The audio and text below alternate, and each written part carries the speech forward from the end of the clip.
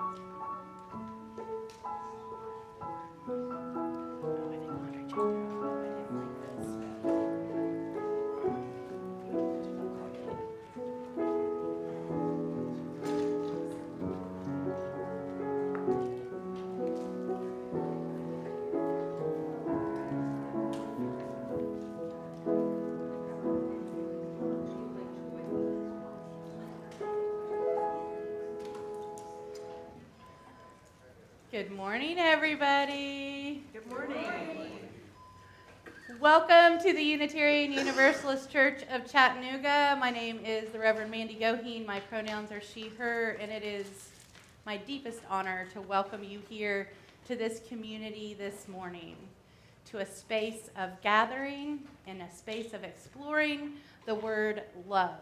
Not just the word love, but how we are loved and what our love language might be. I'm so glad to see you here today.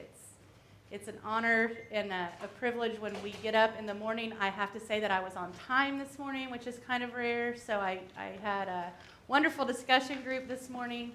And also I have an announcement. My hair will be blue again next week. I don't want anyone who knows me to worry. Just take a little break from the dye, that's all. We'll be blue hair again next week. Yay, thank you. Thank you. It seems weird, right? Okay. In Unitarian Universalist churches like this one, we light a chalice to mark the beginning of our service. We light a chalice that is the flame that represents the time we have together. At the end of the service, we extinguish that flame. And I'd like to invite Em up to help me light the chalice as we say our chalice lighting words. In the light of truth, in the warmth of love, we gather to seek, to sustain, and to share. We are here.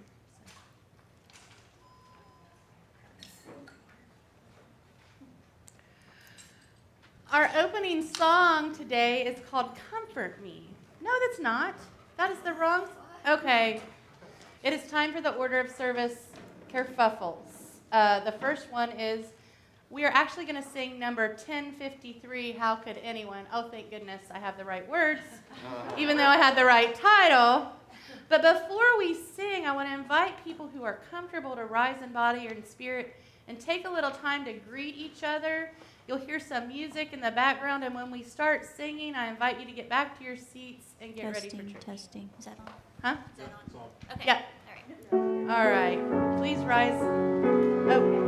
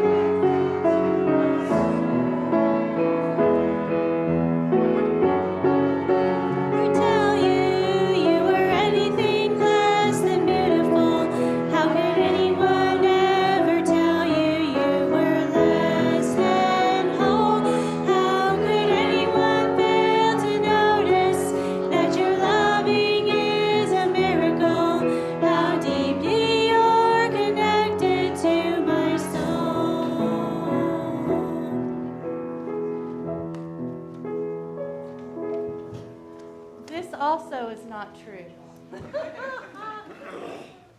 We have a different story. The reason we have it, this is one of my favorite books. I want to say something about that and invite Camille up to do our story for all ages.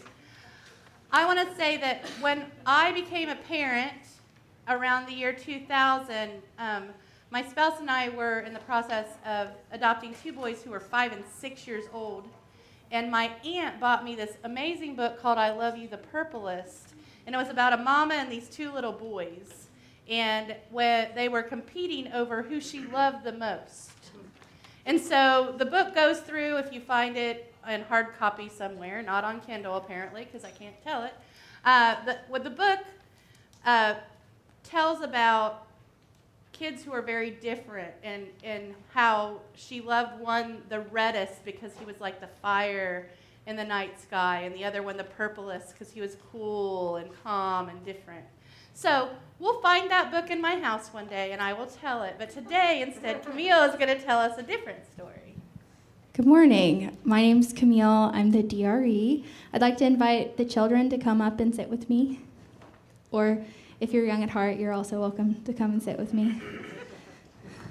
Thank you. So today we're going to read a story called Sophia's Guest. Have you guys ever had a guest at your house? I think so. Yeah? Yeah. Okay, so we're going to read the story together and find out about Sophia's guest. Once upon a time, there was a teacher named Sophia.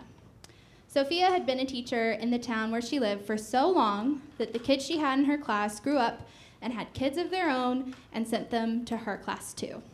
Nearly everyone in the town knew Sophia and loved her because not only was she an excellent teacher, but she was also very kind.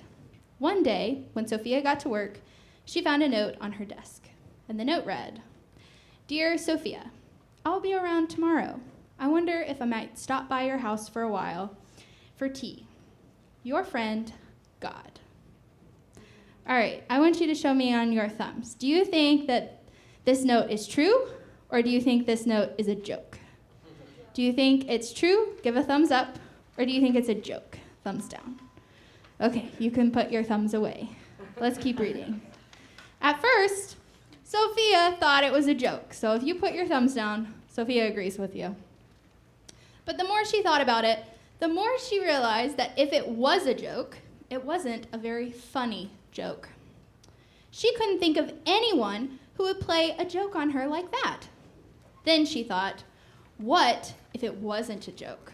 What if God really was going to come to her house tomorrow afternoon? Sophia thought she should get ready just in case. How do you get ready for when a guest comes to visit your house? I don't get ready. Well, if you were going to get ready, We're all ready. what would you do? Always ready. Ooh, I love what our friend over here said. And I like get dressed and set up snacks. Okay, so she said she'd clean her house, get dressed, set up snacks. She'd want to be a really nice hostess. Thomas, what would you like to do? We usually clean the house, which is fun. And we also get dressed. Like, sometimes we're just like pajamas. But when there's a guest on the weekend, we're like, get dressed. Yeah, so we want to make our house feel nice. We want to look nice. We want our guests to feel welcome. So let's see what Sophia does. So on her way home from work, she stopped by the store and bought one of those mats people put on their porch that says in big letters, "Welcome." When she got home, she cleaned her house from top to bottom. She brought in fresh flowers from her garden and put them in a vase in the living room. She cleaned and cleaned until everything was sparkly. In the morning, Sophia realized she didn't know what God liked to eat. So she baked bread, made a casserole and fruit salad, and baked some cookies too. If God was coming to your house, what would you make for him? Everything. You'd make everything? Thomas, what would you make? I do not believe in God, so I just make nothing. Okay. Turkey? Maybe a Thanksgiving dinner? What would you do? Normally, just everything that's handy. Okay. What do you say? He said anything that's handy? Yep. Okay. So she also thought about what he would like to drink. Did God like hot tea or iced tea? She thought she better make both. And what if God's favorite thing in the whole world was lemonade? Raise your hand if lemonade's your favorite thing in the whole world. I like lemonade. Yeah. Hot chocolate for you? Okay. She thought she would make some of that too. She was so nervous. She didn't know what to expect. And just then, there was a knock at the door. Sophia's heart went pat, pat, pat. She took a big breath, opened the door slowly, and on the other side was, do you think it's God? No. It was the mayor of the town. Hello, Sophia. I was walking by and smelled the delicious, fresh baked bread. Sophia said, I'm so glad you're here. Come in, come in. I'm expecting a very important visitor who you might want to meet. So please come on in and make yourself at home. Sophia and the mayor sat having a nice discussion when there was another knock at the door. Sophia's heart went pat, pat, pat. She took a deep breath, opened the door slowly, and on the other side was, do you think it was God? No. It was a group of children from her class. Hello, Miss Sophia. We were walking by and noticed the smell of fresh baked cookies. Sophia said, I'm glad you're here. Come in, come in. I'm expecting a very important visitor who you might want to meet. Please come in and help yourself to some cookies. The children were giving the mayor some much needed advice when there was a knock at the door. Sophia's heart went pat, pat, pat. Deep breath. Open door. It was the entire Women's Covenant group from church. Hello, Sophia. We heard the tea kettle and laughter and thought you might be having a party. Sophia said, I'm so glad you're here. Come in, come in. I'm expecting a very important visitor who you might like to meet. Please come in and make yourself at home. All afternoon, people stopped by Sophia's house, lured by the yummy smells and happy sounds. The townspeople filled her house upstairs and downstairs and overflowed into the backyard and the front yard. As they got hungry, they made dinner together and ate as the sun set and the moon rose. It was a great party. People were playing games and telling stories and baking and playing music and talking together. Sophia had such a nice time, and she completely forgot about her very important guest. Even as she waved goodbye to her friends at the end of the night, she felt only contentment at having such a lovely party. In the morning, though, Sophia woke up and remembered everything. She was confused. Whatever had happened to God? All during her walk to work, she tried to figure out what had happened. Along the way, she smiled and waved to the people who had been at her party. She thought to herself that she should really do that again sometime. And when Sophia arrived at work, she was surprised to find another note on her desk. And it read, Dear Sophia, I had such a wonderful time yesterday. The bread was delicious. The cookies were divine. Tea mixed with lemonade is my very favorite. Thank you for being such a wonderful host. I hope we can do it again soon. Love. Who's it from? God. That's exactly right. So, He's invisible. I want you to remember that the spirit of love is with us always. It's in our heart, and it's in the people in our community's heart as well. And so when we're kind to each other and we are welcoming and invite everyone in, we get to share in the spirit of love and be in community with one another. So if you will help me sing the children out. He's invisible.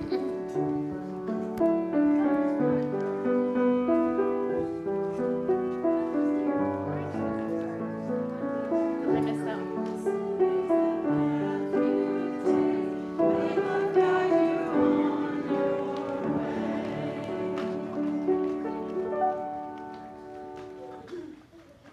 Good news, if the children's recessional slide shows up later, we don't have to sing again.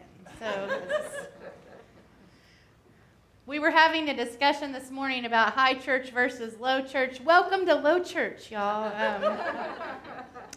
The casualness and the community of this place is a gift to me on a regular basis. The adventures, that I've gone on this week have been filling me with gratitude with this community.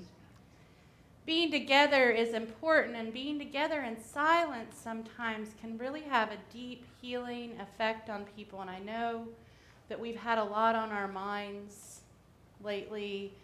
It's back to school time for some of us. It's sort of hectic, and back to school can mean a whole lot of things. People have had health concerns, and there have been losses in the community, and there's also been great joy and children's laughter and flowers and just really meaningful, deep, important conversations. And those are all things that need to be recognized. And in the spirit of that, I'm going to sound the bowl, and we're going to sit in silence for just a minute, paying attention to the sounds around us that may not be completely silent. I'm going to ring the bowl again, and when I do, I invite you to come forward and light a candle to mark the joys or concerns that you've had in your heart this week.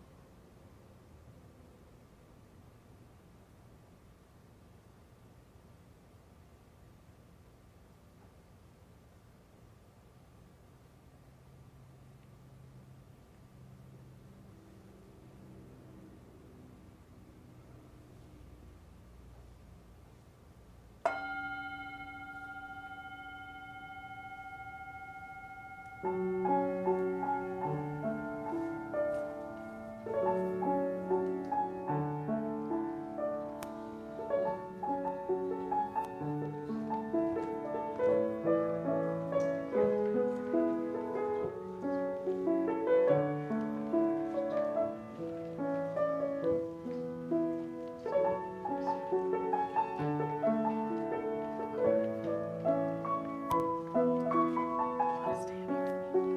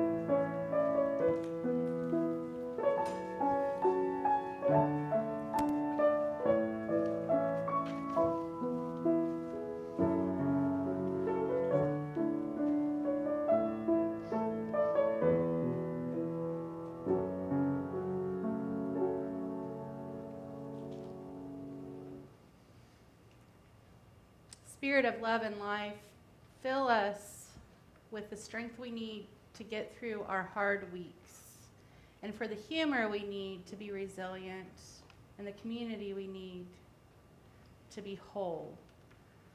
We've been lighting extra candles as a practice. It is for all those joys and concerns that go spoken and unspoken in our hearts, for people who might not be present today. As you look at the candles, hold those around you in your heart with love and acceptance. Hold yourself with love and acceptance. Take the time to be tender and accepting. May it be so, and blessed be.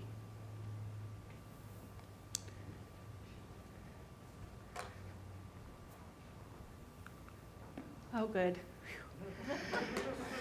My little prayer paid off right there, that I'd have the right slide. Okay, so how are you loved? That is the question. When I was about, I guess, a freshman in high school, my mom was married to the love of her life. He was a man named Mike Gaber. He was a wood carver, and he taught me that he really changed the gender roles that I had experienced growing up. He made dinner for us every night. He did the grocery shopping. My mom was a professor at Ohio State, and he was really the family caregiver. If you needed a ride to school, he was your person, or you walked. And he taught me how to drive. He loved art and humor, and he was very structured in his frugalness around food. He had had a cooking show on TV, and he was very specific about amounts of ingredients, and we never had like a lot of food. It was always this much of a serving for every person. Just very meticulous. So for Christmas, this is when the microwave oven is starting to hit the scene, by the way, not to date myself, but microwaves were the new cool thing. And for Christmas, they were pretty extravagant. And my mom saved money and got him a microwave. And it was such a big deal to her because she saved and saved and saved and saved. We were having Christmas at my aunt and uncle's house. The microwave was huge. Now, they weren't little. It was a big old thing. And it was wrapped under the Christmas tree. And when he opened it, he was so angry at my mother that it shocked everyone in the room. Microwave ovens were not his love language, let's be clear. The idea that something practical like that would be a gift didn't go in his brain properly. And so I want to tell you that microwave oven almost ruined Christmas. And that would be another story, maybe a terrible children's story. I don't know, the microwave that ruined Christmas. But it created this conversation in my family early on of what kind of gifts, what kind of things made you feel loved. And once everyone calmed down, he explained to my mother that he had grown up in a house where the only time you got anything impractical or extravagant was on Christmas. And the practicality of this gift was insulting to him until he took a moment to think about my mother and how she was raised, and that practical things were gifts. She has a memory of Easter time. She had 6 other siblings, and everybody got matching jackets, little duster jackets that were pastel, and they never got to dress alike. They didn't have the means, and her mother saved and saved and saved for those jackets, and then they had something to wear. That was how my mom had received love, by very practical things, and where he had received love was more extravagant, impractical things, and it went really, really wrong. He was very angry with her. But what was interesting is my mom's sister came to his defense. Raised in the same family, my aunt had received an ironing board for her first Christmas married and did not fully appreciate that either. including she has been married to my uncle for 50 years and still is talking about the ironing board. She's not very forgiving about ironing boards. And she has the same sense of that love language being something romantic or interesting. We all have different ways that we receive love. I am someone who really, really appreciates service. You can take a love language test online if you want to. But usually by reflecting on what makes us feel good to receive, helps us understand ourselves and how we express. And the way we like receiving things, here's the big lesson, isn't necessarily how the people around us want to receive things. My mom would have loved the microwave, obviously. My stepdad, not so much. My uncle still is miserable about ironing boards and has bought her lots of jewelry and things since then. I like acts of service, and I like practical gifts like my mom.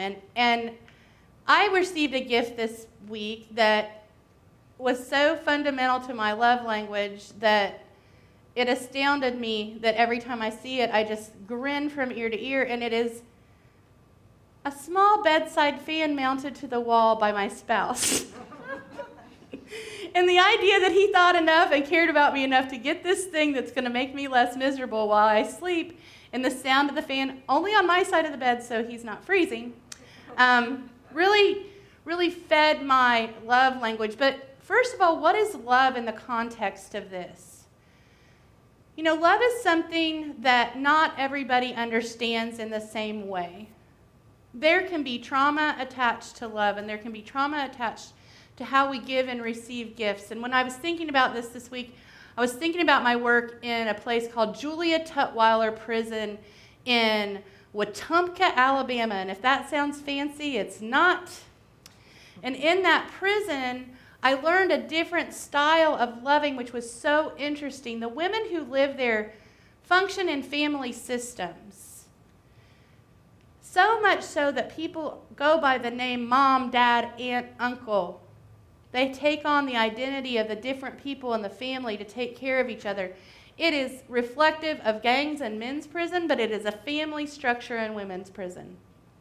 And so the first time I went into Julia Tutwiler Prison, this is at the time considered the 6th worst prison in the country, and it took some real love to get through the front. And it's the old, like you saw in Shawshank Redemption, it's the old creepy prison with the big arches and the slamming doors behind you. I'd been in the women's work release facility working there, and it was like a classroom, and it was super nice. This was not a classroom. This was leading down a tunnel, not walking on the line they were supposed to, guided by guards, and put in this back room, which was their computer room, that had about 10 computers along the edge that none of them were plugged in or worked. There was a conference room table in there, and I had about 15 women come into that class. The other thing in that classroom was a camera in the corner. And so when we would gather for class, we would do the activity. I had you all shake like dogs a couple weeks ago, like shake it off. That was super fun, but we would do that facing the camera. I said, let's make the guards talk. And so we would start shaking. Let's do this. Let's do that. And so we were always joking about the guards in a loving way. It was probably my way of building relationship with them. And so I started talking to them about loving kindness meditation. And I said, this is really helpful for stress management because you can love people who get on your nerves. And if you would have seen the faces in that room when I said that, they were almost hostile, totally blank. They didn't have the same definition for love that I did. And I quickly realized that. And finally, I was like, okay, listen. I am not talking about sex, which was a big sigh of relief in the room. Their association with love had trauma attached and obligation and power over. And so I explained to them that I really loved ice cream and potato chips and flowers. And we talked about different ways to love and different kinds of love. And I said, I really like potato chips, but I don't make out with them. And that broke the ice. That helped bring us into an idea, a space of talking about love. We talk about love around here, and we talk about expressions of love a lot, but sometimes there is trauma attached to how we express it, especially when we love people for their own good. Anyway, time goes by, and I grow closer to these women. We were coloring together. I got permission to bring crayons in, and we were coloring different coloring sheets and talking, and the prison got locked down. And I'm in this very back room in a prison with a table of violent offenders, just because that's what they're labeled, people who've been labeled in a way that make me nervous. Behaviorally, they make me a little nervous. It already was taking a lot of energy for me to model closing my eyes during meditation in that room and not being afraid. And so I was really, really dealing with my fear, and then I got locked in the room with them because the prison was locked down, and guards are running down the hall, and some kind of something's going on. And somebody said, I must have looked scared, and somebody said, you're okay, you're with us. And I felt more profound love in that moment than I had ever experienced. I mean, I've experienced a lot of kinds of love, but the idea that I had allies and I had people who, I was safer, honestly, in that room than I would have been if guards had come in and taken me out. And it profoundly moved me, that act of service, that love language, that I could be able to be included in that network of family safety with them and trusted. It changed my life, honestly. It made me look at people differently, and it made me understand how folks are loved differently. We were doing a curriculum called Full Spectrum Joyfulness, and it's a curriculum where each week has a color, and you would search for that color during the week. And remember, these women are in a prison that is all gray and white. And it was red was the week, and I was afraid about the stories about, I was like, okay, nothing brutal, all right? And this woman, I said, where did you encounter joy with the color red this week?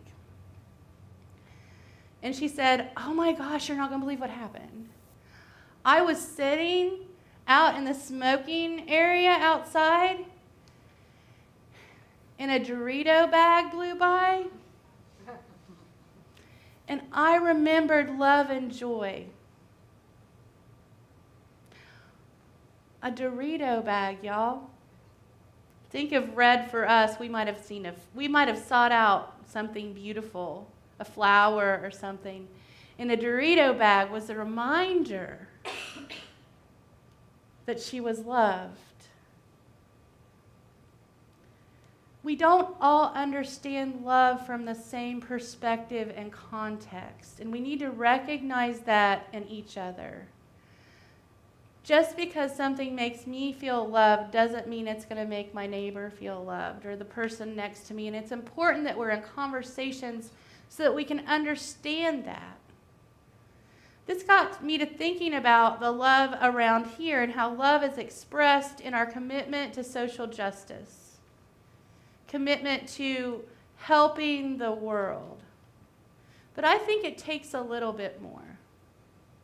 Not just going out and fighting the good fight or standing on the corner, as much as I loved it on Saturday with the kids picking up trash and hanging out. The thing about Saturday, and we'll talk about that more at the end, we had a trash pickup on Brainerd Road with the children, and it was really hilarious because I apparently love junk, and so I had trouble throwing some things away, I'll be honest. I almost came home with a rope and some bungee cords. I didn't bring them. I put them in the trash. But the thing that happened at the end is we didn't use up all our snacks. And so one of our members that was there with me looked at me and said, why don't you go, there's some men that are up at the bus stop, I think they're just living there. Why don't you go hand these snacks we have left over as we're cleaning our spot up to these people? And I'm standing on the corner, and it's kind of hilarious because I have a big tray. It's like a cafeteria tray, and there's apples and bananas and fruit by the foot and all these fun snacks. And I'm standing on the corner of Brainerd Road with this tray thinking, wow, this is awkward. Okay. So just like in that moment, and I walk up to the bus stop, and I said, hey, would you all like a snack? And I got kind of surrounded by people who were so grateful for a banana. We're so grateful for fruit by the foot. And then I started getting really brave, and it's at the Plasma Center there on the corner. So I'm like knocking on car windows trying to get rid of the snacks for the people waiting in the parking lot. And at first they're like, oh my gosh, what is she doing? And then they're like, oh, sure, I'd like a snack. And this one man who was very pessimistic about me, I said, but there's fruit by the foot. And he's like, oh, yeah, I'll take that. I'll take that. Sometimes to receive and give love, we have to put ourselves in situations that feel uncomfortable, maybe even scary. But when we do that, we receive more. We receive the surprise and the eye contact and the gratitude and the conversations with people that we may never, ever talk to. And I've been thinking about the love language of this church, UUCC. And I joke a lot about how we love to feed people. But I really think that there's more ways to feed people than one. That communal experience of eating together, communion, sharing thoughts, sharing experience, sharing the discoveries of gross bones on the side of the road with the kids, being there modeling and doing the things is what's important to me. And I don't care, like I said, acts of service are my love language, and I bet you're here today because that's kind of your love language too. To do and be of service. Not just to be a voice telling people you love them if they behave a specific way or are a specific way. An invitation into love and community that makes us feel uncomfortable means we are on the right track. And I'm proud to be in a community like that. I'm proud to have been at a soccer game last night with a Black Lives Matters hat on just because that's what I had on.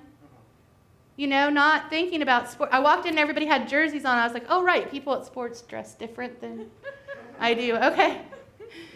But the inclusivity of the community there, it was still like a communal thing. Everybody was watching. They were having this community. Everybody was talking about their specialty, what they're interested in. And I think there's a need in human nature to be in community, eating and drinking and listening together, that gives us opportunities for love that if we had stayed home would never happen.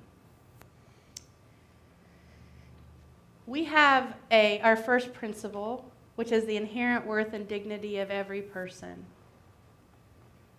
If we truly lean into that with all of our hearts, we're going to be able to talk and approach people who we thought we couldn't.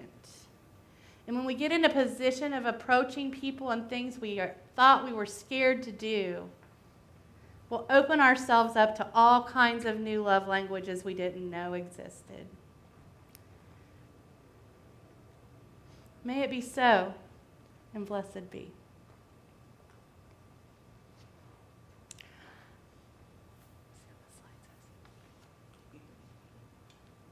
Anybody here have a social justice moment? I have one on my desk in the office. We are celebrating natural things and earth-centered spirituality this month as our social justice.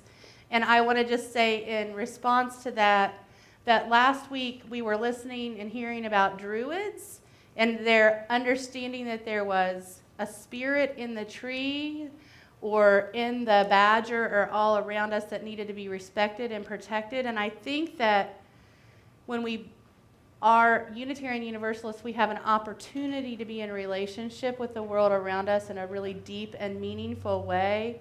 But once again, it takes some bravery sometimes. I think if we are going to be people who focus on nature and find love and justice there, we're going to have to turn off the cell phones. You're fine. And go outside. I didn't mean to look at I would never scold, I'm sorry. I was literally texting about your talk. Okay. Texting. Okay, thank you. I want social media in the church. I was not saying, but I'm just saying, like, to take time. I think it takes social justice and it takes a moment, but I just really think that taking time to put all that down to be outside, even if it's just briefly, is so fundamentally important to our development and our nature that it is worth creating opportunities like that for justice. Rich Dwyer, who looks like Santa Claus, isn't here right now. He's officiating a memorial service today, and I've been helping him with that a little bit. And we were having a conversation this morning about how kids aren't all given opportunities to be outside and to learn from their ancestors and their grandparents and their parents. And I think we're doing a good job with this property creating a space like that, a legacy. Yeah, you want to say something? Your talk. I'd just like to say that social isn't just about people. Yes. Think about that. Interconnected web of all being, not just human. It's a principle, right? It's a principle. Which one? 8th? No, 7th. Oh, the 8th is very long and I don't have it memorized. So that is our social justice moment. But I also want to say that our social justice moment isn't over, so you come back up here. Because it is share the plate. Actually, we used to say share the plate. It is donate the plate. 100% of our plate today is going to go to room and at the inn. And here is the microphone, and I will let y'all take over. So we have a wonderful speaker today from Room at the Inn, and she's going to tell us a bit more about Room at the Inn. But we have been sharing our plate, donating our plate, for a few years. And it's a wonderful organization. I'm not going to steal your words.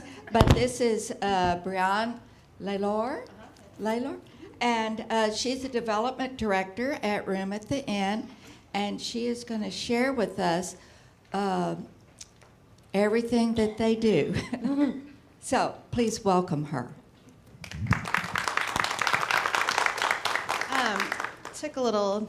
Took down some notes as you were doing your sermon or whatever you call it here. Sermon. Okay. Yeah. How many of y'all have heard of Chattanooga Room at the Inn before? Awesome. So we just celebrated our 35th anniversary this month.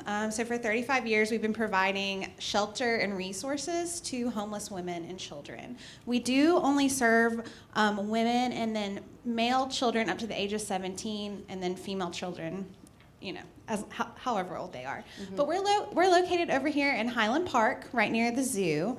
And you were talking a bit about how are you loved? Well, our case manager likes to say love looks like something. That's what she says when the ladies come to us. As you were talking about the prison, a lot of our women are coming to us in trauma, obviously. They've been living in their cars. They've been in fight or flight for so long that they're coming into our environment in trauma.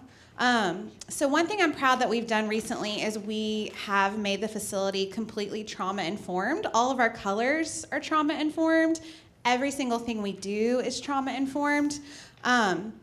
We are set up, we have 11 units for the women. We're set up like a dormitory. We are going to hopefully launch a capital campaign next year to where we could be more set up like an apartment style housing, because when you're in trauma, being on top of each other like that and sharing a kitchen and sharing a living space, it's not ideal.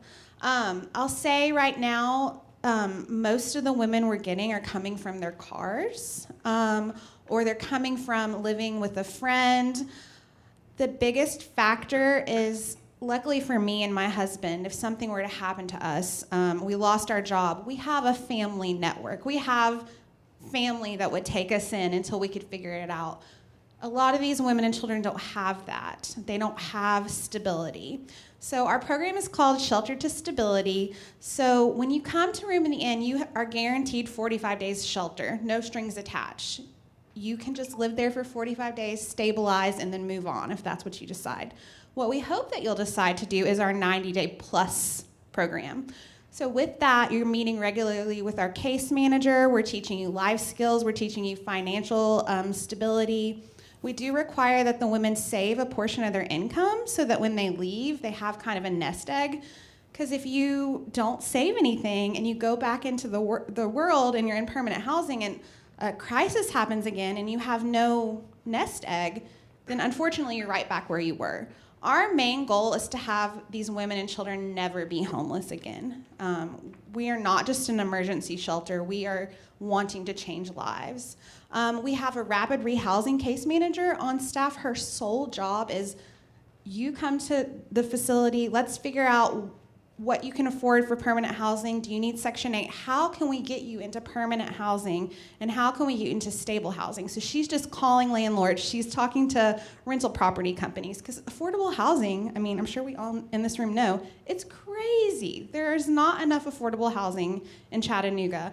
So her sole job is just advocating for these women, going to the properties herself to say, like, hey, would I want to live here? So that the women don't have to do that. Like, she does that for them.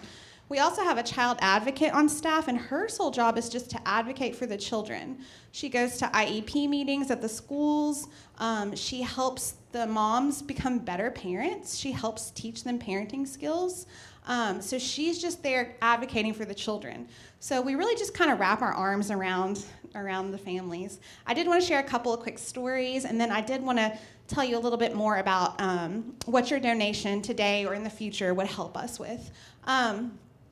First of all, we had a boy and his mom come to us lately. They'd been living in their car, she said a month, but the state that the car was in and the state that they were in, I think had been months and months and months that they've been living in the car. He had never been to a baseball game. A lot of our kids have never experienced going to the Lookouts game, going to the aquarium, even going to like playgrounds much. So we were able to do a field trip where we took everybody to the Lookouts game, and he was just in awe. We got them the hot dogs, the drinks, and everything. And on the way back in the car, he looked at our child advocate, and he had tears in his eyes, and he said, "It feels so good to laugh again." So we do more than just provide shelter. We provide that feeling to these children. We took them to Lake Winnie recently, so we are giving them opportunities that they likely would not have. One of our recent stories that I think kind of sums up what we do, we had a lady named Lori. She came to us. She had lost her apartment. I think she got behind on rent. She was making a very minimum wage in the job that she was doing. Well, right off the bat, we said, what are you skilled at? How can we help you earn a better wage?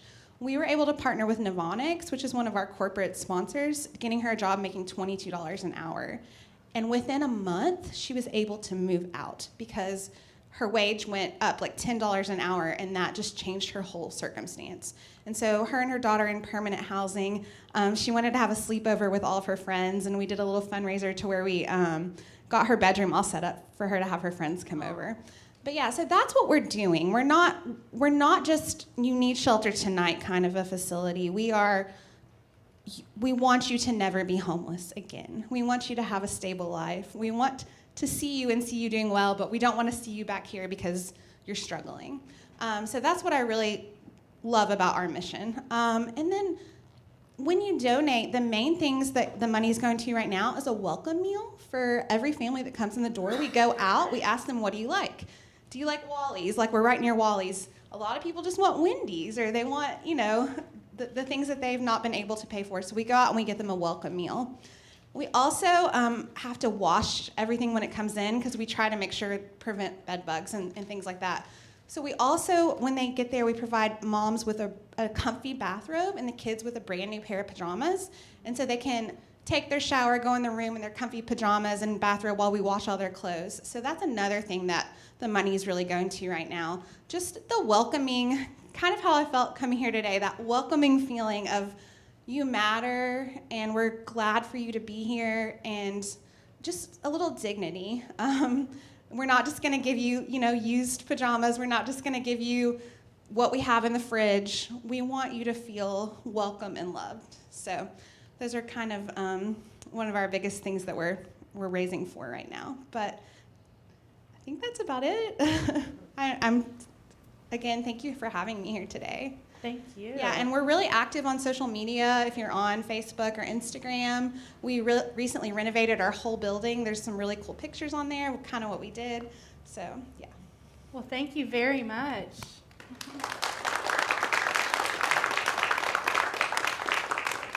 And now the offering will be gratefully received.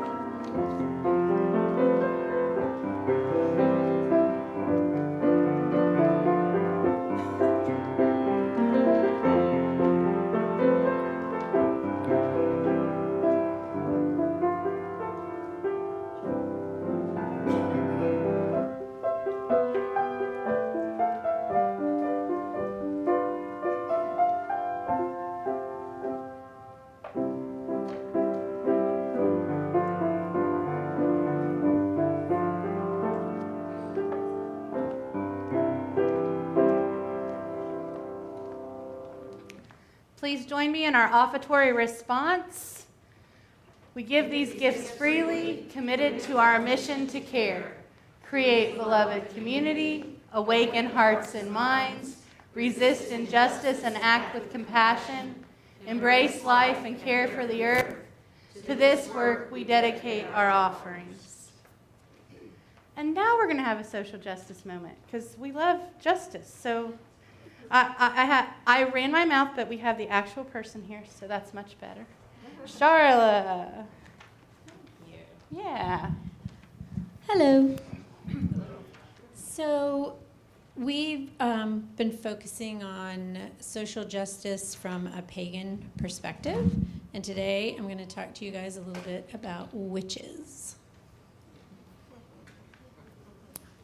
So the wonderful writer, feminist, and anthropologist Silvia Federici has stated how women's history has not been a linear progression from having fewer to more rights, as we've been taught. Rather, we've experienced a fairly recent and rapid loss of rights and station, along with the naturalization of oppressive gender and class hierarchies that did not always exist. Within a few hundred years, society transitioned from collectivism to feudalism to capitalism by privatizing the commons, enslaving and killing Black and indigenous people, vilifying queer folk, Jews, Romani, and other resistors, and subjugating women. The Holy Inquisition was a witch hunt that killed an estimated 50 million women. 50 million women. The subjugation of women was key to this economic transition because the means of subsistence, food production, and transmission of intergenerational knowledge and cooperation, in other words, most forms of social power, were fundamentally in the hands of women. And then this is a quote from Carmen Spaniola's wonderful book, The Spirited Kitchen. The notion of witchcraft was an invention of the 15th century, a negative rebrand of millennia-old folk practices, which served to protect powerful, rich white people, mostly men, from the outrage of the people they enslaved and stole from. Federici states that eventually, in the 19th century, to diffuse social protest and to discipline workers, quote, all forms of collective sociality and sexuality, including sports, games, dances, ale wakes, festivals, and other group rituals that had been a source of bonding and solidarity among workers, were banned, unquote. And I will end with a wonderful quote from Spagnola that I agree with.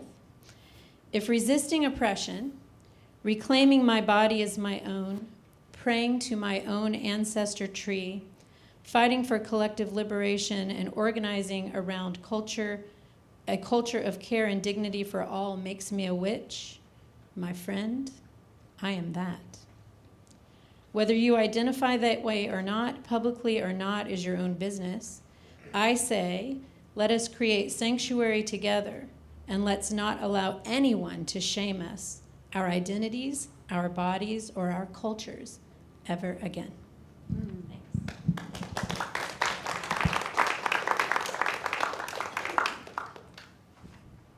Guess I'm a witch too. Fun.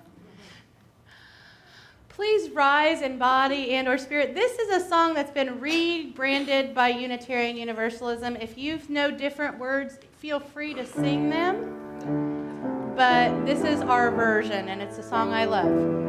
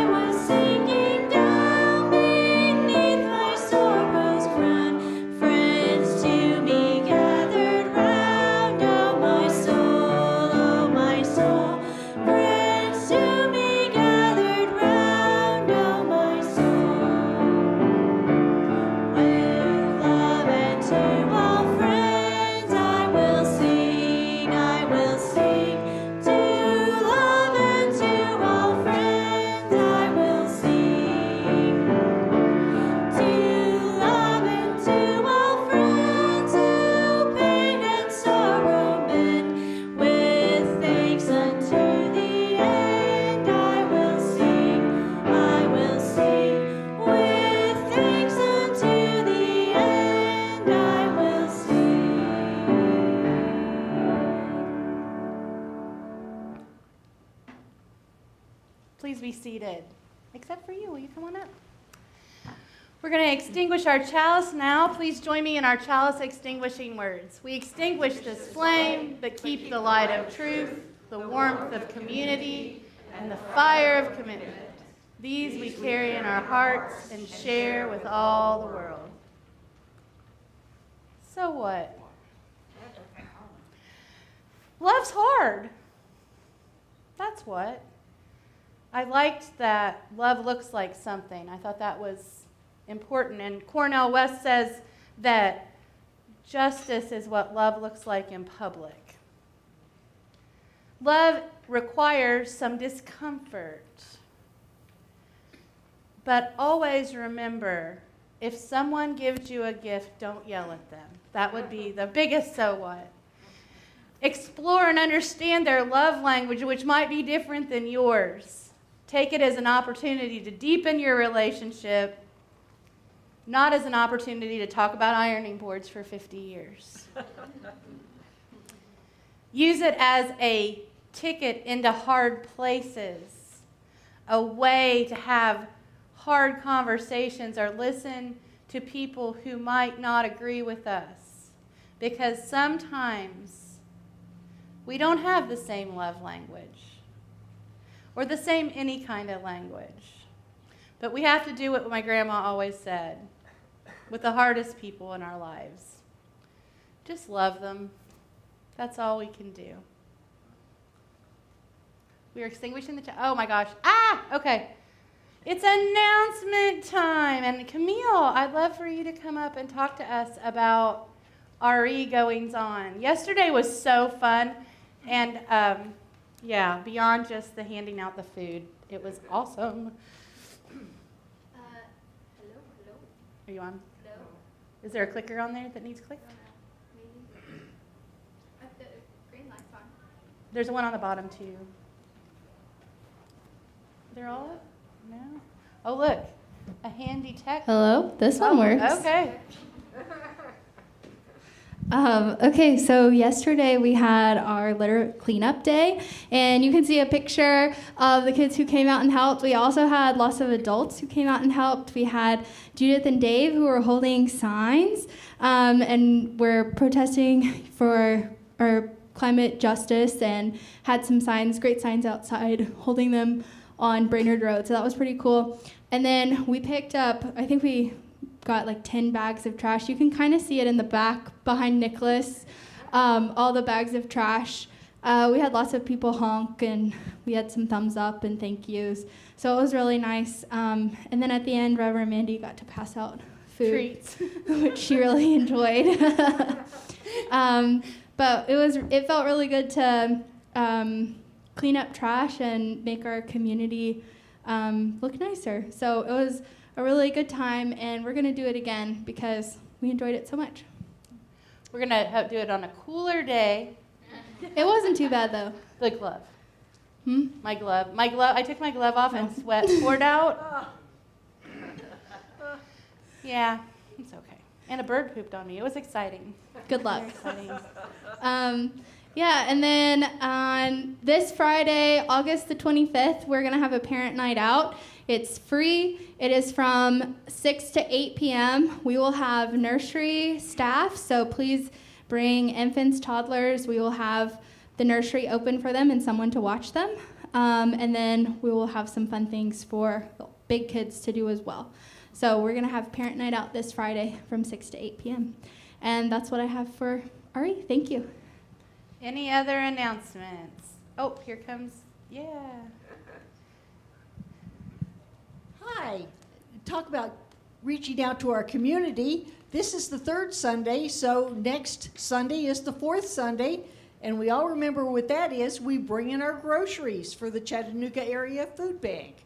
So when you go to the store this week, think about what you would like to donate to the food bank, and load your cart up and bring it in next Sunday.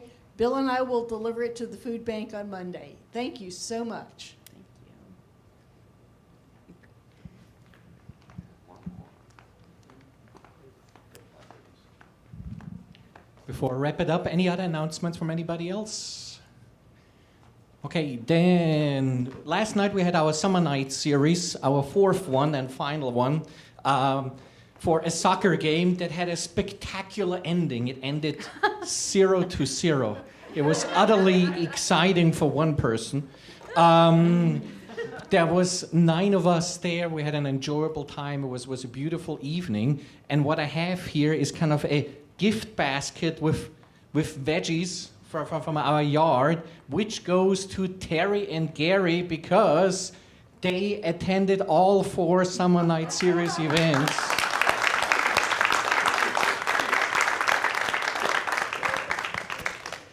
So thanks again. It was a wonderful full summer events that we had this year as we're wrapping it up. For this coming week, you see it at the back of your bulletin on Monday at 4:30, the Standing Out Chattanooga at Miller Plaza.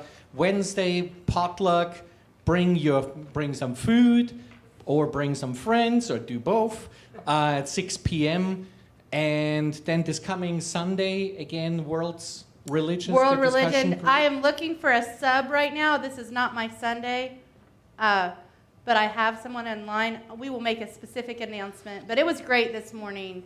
I want to thank everyone for coming. It was really interesting. Good. And finally, next Sunday also at 12:30, the Social Justice Committee meeting here in the sanctuary. If there are no further announcements, then this service concludes and your service to this community continues.